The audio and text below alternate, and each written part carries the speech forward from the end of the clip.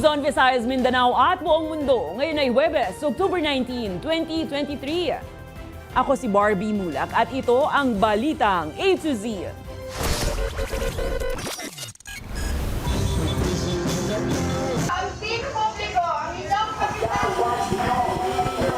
BSKE, nagsimula ng manuyo ng mga botante. Iba't ibang pakulo, silipin. DFA, kinumpirma ang ika-4 na Pinoy na nasawi sa pag-atake ng Hamas sa Israel.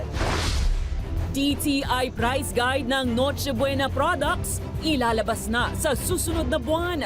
Magtataas tayo but very minimal lang. Siguro mga 1 to 4%. Presyo ng hamon, sure nang magtataas. Hindi yung first draft. Ang dami na naming draft na ginawa, ang dami na rin naming unique para sa script, and then, gusto naman natin pagandahin all the time. At sa ating balitang showbiz, Daniel Padilla, excited na sa shooting ng bagong pelikula.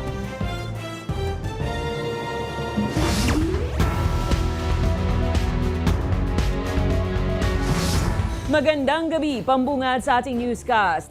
Nag-ikot, nag-motorcade at nakipagkamayan, yan ang naging mga eksena sa iba't ibang barangay sa pag-arangkada ng unang araw ng kampanya para sa BSKE. Silipin ang mga pakulo at diskarte ng mga kandidato sa Balitang A to Z ni Kim Salinas. Ang team publiko, ang ilang Sa unang araw ng barangay at sangguniang kabataan election, mga Pilipino talagang hindi magpapaawat, umulan, umaraw, tuloy ang kampanyahan, tuloy ang awitan at pangangamayan sa bawat mamamayan. Talagang election fever is on. Sa unang bugso ng kampanya, ang mga kandidato, kanya-kanyang gimmick at pakulo. Ang aspiring barangay captain na si Jesus, mula sa San Isidro, Cainta, Rizal, nag-motorcade, bit-bit ang isang banda. Hindi nito sinaya ang limitadong araw ng campaign period at hindi nagpapigil kahit naabutan ng ulan. Alam nila pagka sinabi ko na ganon, I should be a leader to them, whether shine, whether rain. Sa Barangay Industrial Valley Complex naman sa Marikina City, kanya-kanyang diskarte rin. Ang isang aspiring kagawad, motorsiklong may speaker ang ginamit upang mag-ikot sa kasulok-sulukan ng kanilang barangay. Dito kasi, lalo na sa baba, dito sa Olandes, puro skinny-skinita po. Pagka kotse, yung mga skinita po natin, hindi po natin mapapasok. Kaya naisip po namin, motor na lang po, e-bike, ganun. Ang kandidato naman na si Kapitana Tess, literal na naglalakad upang dama at abot kamay talaga ang kanyang mga kabarangay. Pero hindi magpapahuli sa pakulo dahil bitbit ang isang portable speaker, nagbibigay ingay at sigla. Positive naman ang aming pakikiharap sa mga tao. Yung mga tao mismo ang humihingi sa amin ng mga tarpaulin para magdikit sa kanilang mga tahanan. Maliit lang ang kanilang barangay kaya hindi malayong magkasalubong sila ng mga katunggali. Lalo na at 4 na kapitan na may tagpitong kagawad ang tumatakbo sa kanila at samahan pa ng sangguniang kabataan. Tiniyak naman ng mga aspirante na lahat sila ay sumusunod sa patakaran ng COMELEC. Sumunod po talagang lahat ng mga kandidato sa COMELEC rules. So, start ng October 19, doon lang po kami nagkabit ng aming mga tarpaulin. Because I have to follow whatever the resolution of the COMELEC and all the government agency as barangay captain. Magtatagal ng 10 araw ang official campaign period hanggang October 28. Pagbabawalan naman ito sa bispiras at mismong araw ng halalan sa 30 ng Oktubre. Para sa Balitang A to Z, Kim Salinas. Natanggap na ng Marikina Treasury Office ang mga accountable forms para sa barangay at sangguniang kabataan elections mula sa National Printing Office. Bantay sarado ito ng kapulisan ng Marikina Police Station at selyado. Hindi lamang ang mga box na pinaglalagyan nito, maging ang pintuan ng silid kung saan ito nakatago na mayroon pang pirma ng mga taong namumuno dito. Nilalaman kasi nito ang mga official ballot at election returns na gagamitin sa botohan sa October 30. Nakatakda itong sumailalim sa inventaryo sa darating na Sabado kung saan magiging saksi ang PNP, COMELEC at mga representative ng mga kandidato. Parang treated na rin po as cash or yaman ng bayan kasi ito yung iniingatan namin hindi lang ang mga pera, kundi yung mga accountable forms na ito po ay may serial numbers po ito.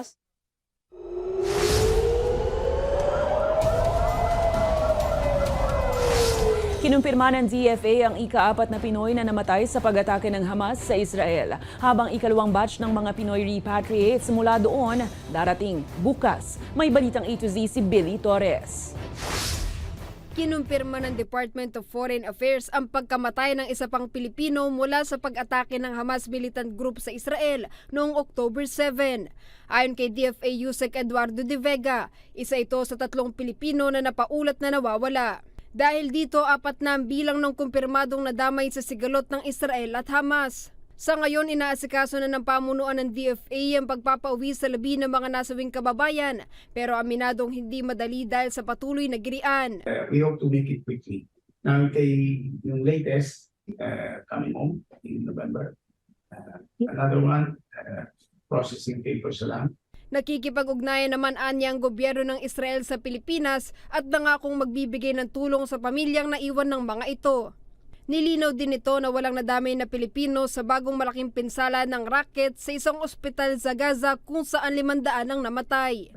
We're glad to inform you na wala, no? Because as I was saying, that was in Gaza City and there are no Filipinos in that area. Patuloy naman pinag-iingat ng ahensya mga Pilipino sa southern border ng Lebanon dahil sa patuloy na palitan ng racket ng Israel at Lebanese militant group na Hezbollah. There are always evacuation and evacuation plans in place, always. 2,700 to be exact, Filipinos in southern Lebanon. Bukas ng hapon darating na ikalawang batch ng kababayang uuwi ng Pilipinas mula sa Israel. Tomorrow po, may darating pong second batch. At sasalubungin naman po ito ng OWA, DMW, DFA, yung other agency. Tomorrow po, bukas. Same flight po katulad po ng kahapon. Samantala, nagpahayag ng suporta ang DFA sa United Nations sa effort itong makapagbigay ng humanitarian aid sa mga apektadong sibilyan sa bakbakan ng magkabilang panig. Para sa Balitang A to Z, Billy Torres.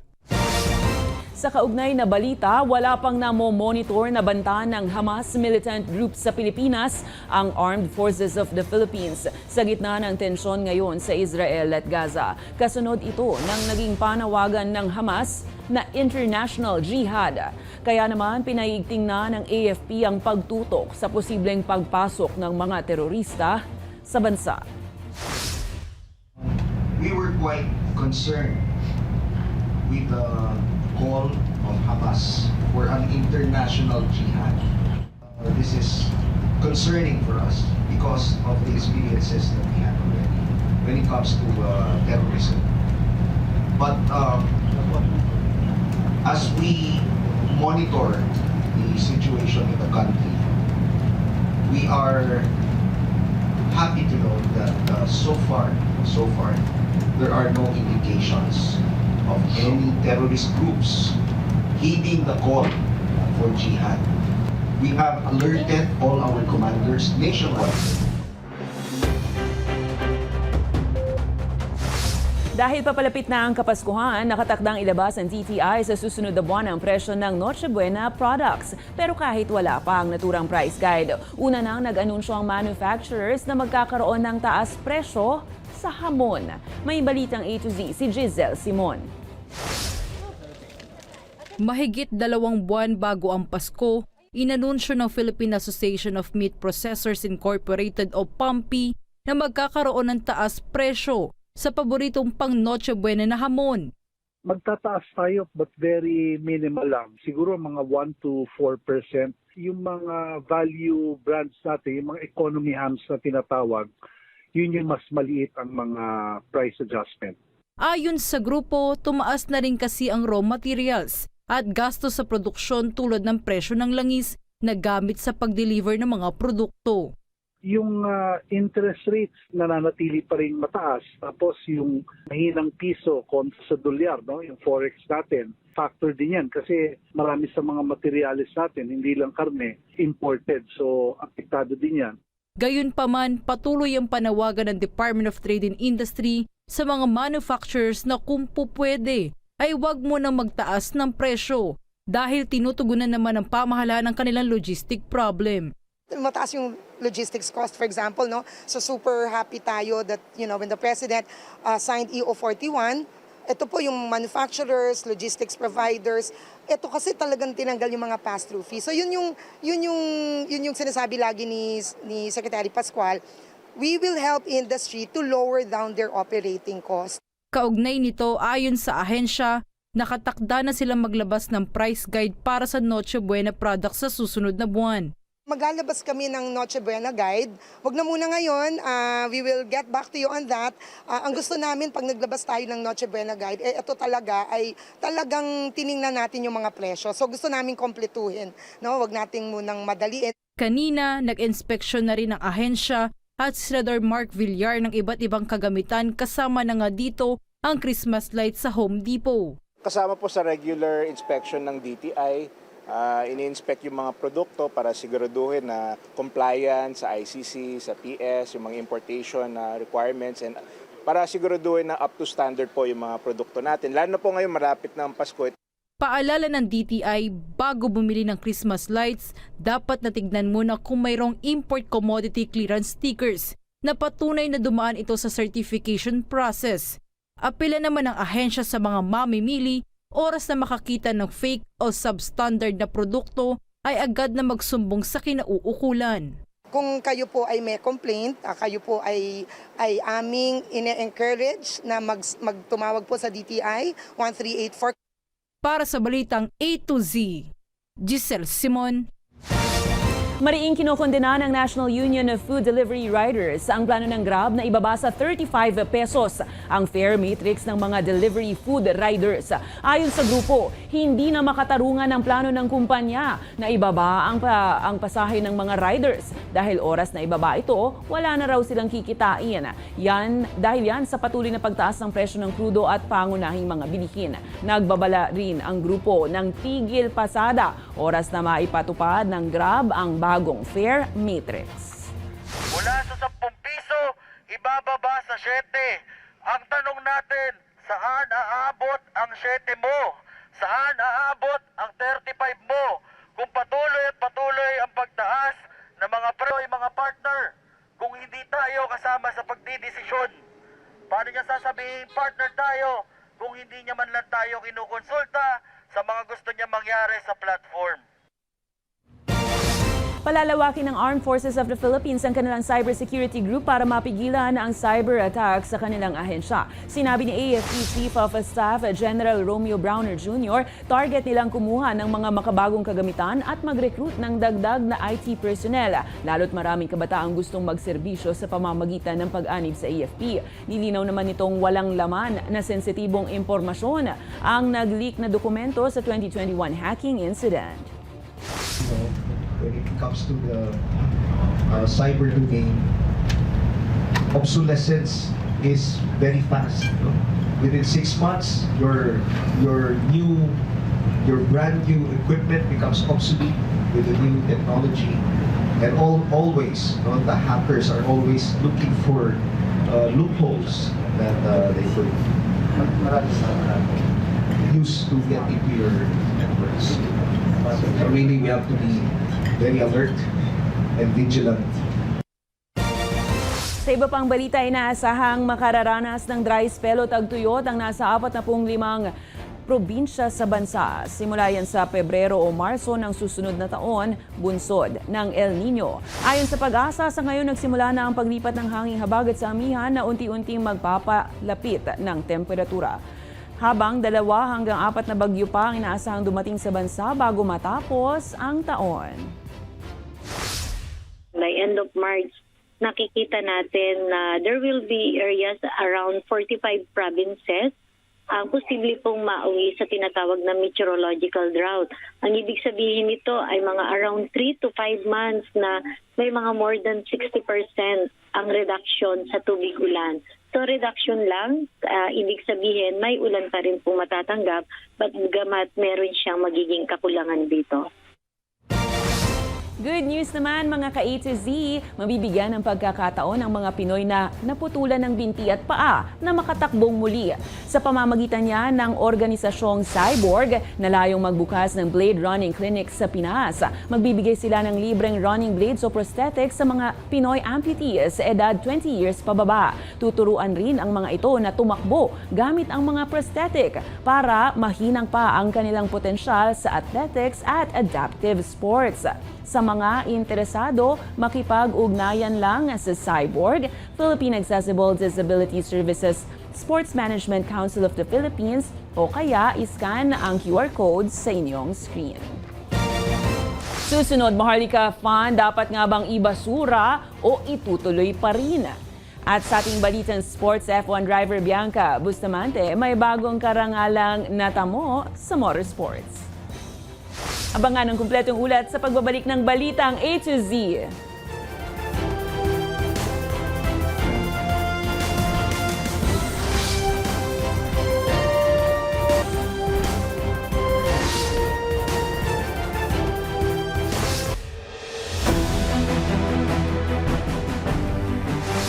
Dumating na si Pangulong Ferdinand Bongbong Marcos Jr. sa Riyadh, Saudi Arabia para dumalo sa kauna-unahang ASEAN Gulf Cooperation Council Summit na gaganapin bukas. Sa kanyang departure speech sa Villamor Air Base, Pasay City, muli nitong binigyang diin ang mga puntos na iaangat sa pagpupulong tulad ng geopolitical developments, pagpapalawig sa seguridad, ekonomiya at social-cultural collaboration. Kasama na rin ang logistics at supply chains, digital transformation at proteksyon sa karapatan ng mga kababayan overseas. It gives us, the Philippines, a unique opportunity to advance our priorities in ASEAN under the ASEAN GCC framework while forging closer cooperation between the two dynamic regional organizations.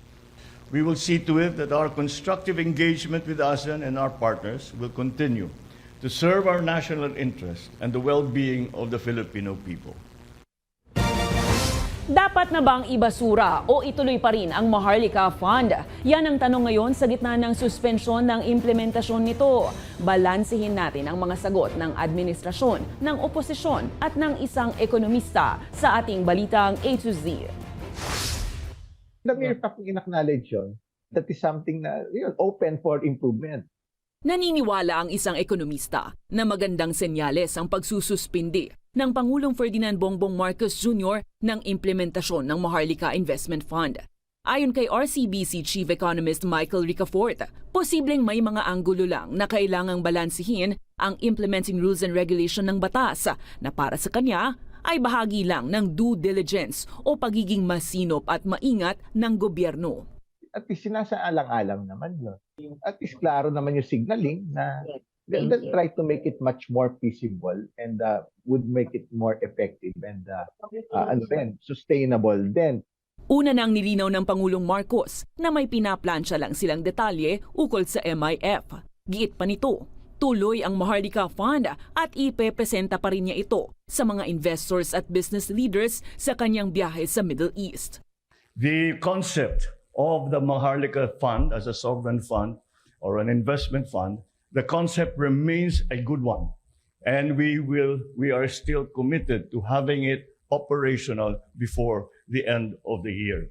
So we should not misinterpret what we have done as somehow a judgment on the rightness or wrongness of the Maharlika Fund.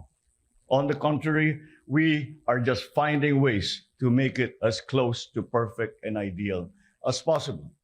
Pero kung si Senate Minority Leader Coco Pimentel ang tatanungin, dapat raw i-abandona na ng Pangulo ang controversial na state fund. When you're suspending something that you were so excited with at some few months ago, this means that something has gone wrong with the process. It has suffered reputational damage even before it has been marketed and launched. Gayunpaman, para kay Ricafort, mas maigi pa ring ibase ang desisyon sa datos at pag-aaral alinsunod sa local at international regulatory standards. Yung opinion ganun din, extremes no? Yung to blindly follow or blindly reject, ito naman based on facts, based on numbers, based on calculations, based on international standards. Mas prudent siya. You have to really, yung review, i-weigh talaga lahat mabuti. Siniguro ng bagong komandante ng Philippine Coast Guard na hindi nito isusuko ni 1 sentimetro ng teritoryo ng Pilipinas sa pinag-aagawang West Philippine Sea. Alinsunod yan sa direktiba ng Pangulong Bongbong Marcos Jr. Kasunod ito ng change of command ceremony na idinaos sa tanggapan ng ahensya sa Manila City. May balitang A to Z, si Ian Maghanoy. We will not allow the Coast Guard to be part of any activity that will cause our country lose even a centimeter of our territory. Tiniyak ng bagong talagang hepe ng Philippine Coast Guard na si Admiral Ronnie Hill Gavan ang seguridad ng teritoryo ng Pilipinas sa pinag-aagawang West Philippine Sea. Alinsunod ito sa direktiba ni President Ferdinand Bongbong Marcos Jr. Pinalitan ni Gavan si outgoing PCG Chief Admiral Artemio Manalo Abu na nagretiro na alinsunod sa mandatory retirement age ng uniform service ng gobyerno. I hereby relinquish all duties and responsibilities as Commandant, Philippine Coast Guard, effective this date, and I sign in your presence. Pamumunuan ni Gavan ang hindi bababa sa 38,500 na Coast Guard personnel na magbabantay ng kaligtasan, kalikasan at seguridad sa lahat ng baybaying dagat ng kapuluan. During my watch, we will strengthen the performance of the Philippine Coast Guard in the implementation of 5 main functions. As always, I will remain to be steadfast in protecting our country's maritime interests and territories, particularly of our country's sovereignty and sovereign rights, as well as protecting the livelihood of our fisher folks and other users of the sea.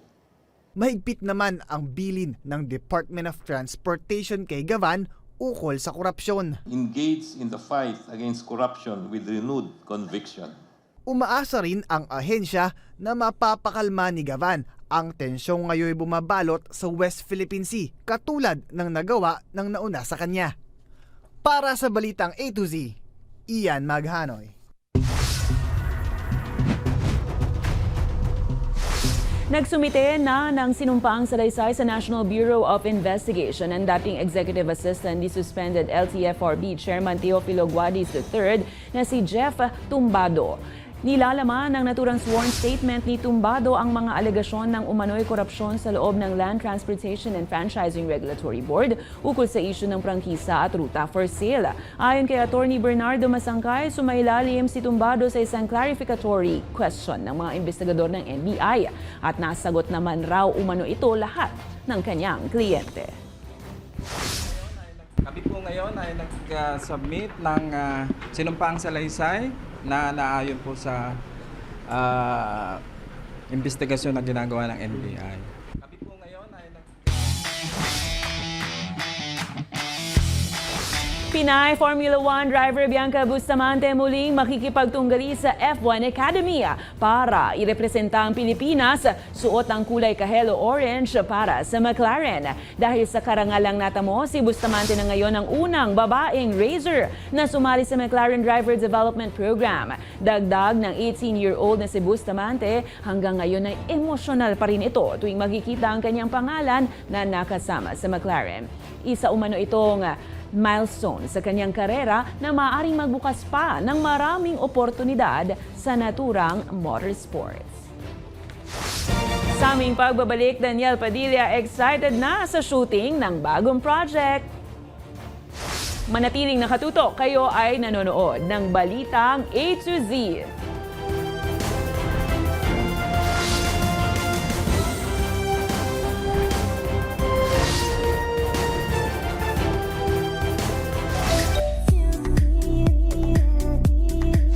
Daniel Padilla, excited na sa shooting ng bagong pelikula na sisimulan ngayong buwan. Kasama rin dadalo sa Asia's Artist Awards 2023 ang girlfriend na si Catherine Bernardo. Habang TV host actress Melay Cantiveros dadalo rin sa pamosong awards night. Ang detalye sa Balitang A to Z Showbiz ni Lane Garcia.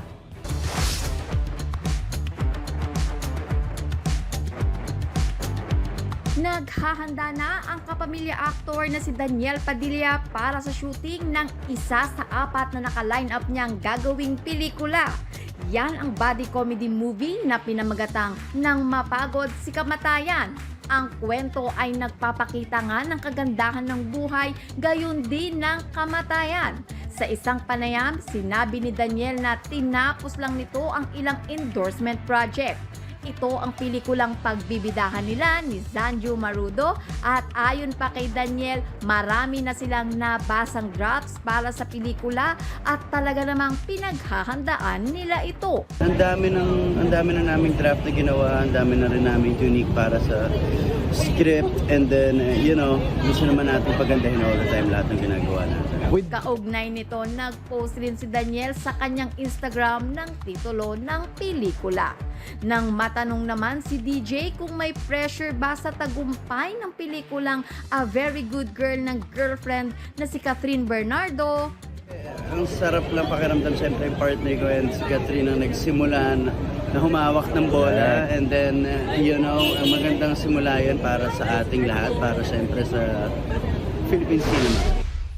Samantala, kumpirmado ang pagdalo ng Katnil kasama si Melay Cantiveros para sa Asia's Artist Awards 2023 na gaganapin sa Philippine Arena sa December 14. Nakatakda kasing mag-host ang Pilipinas sa AAA for the first time.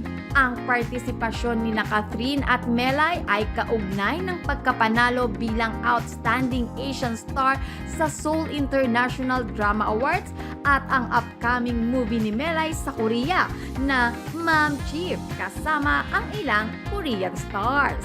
Para sa balitang A to Z Showbiz, Lynn Garcia.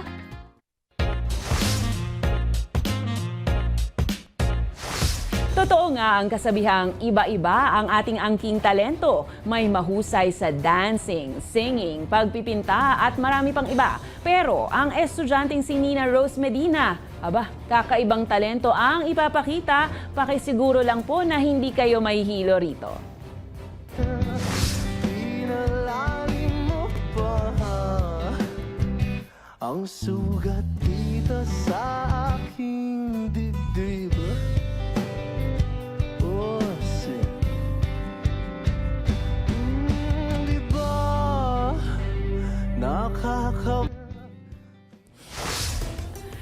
Kung kayo ay may kwentong kakaiba, mga kwento ng pag-ibig o storya na inspirasyon at pag-asa, maaari niyo itong ibahagi. Sumali sa ating Facebook group na Balitang A to Z, panoorin ang replay ng ating programa at sundan ang ating social media pages. Hanapin ng Balitang A to Z.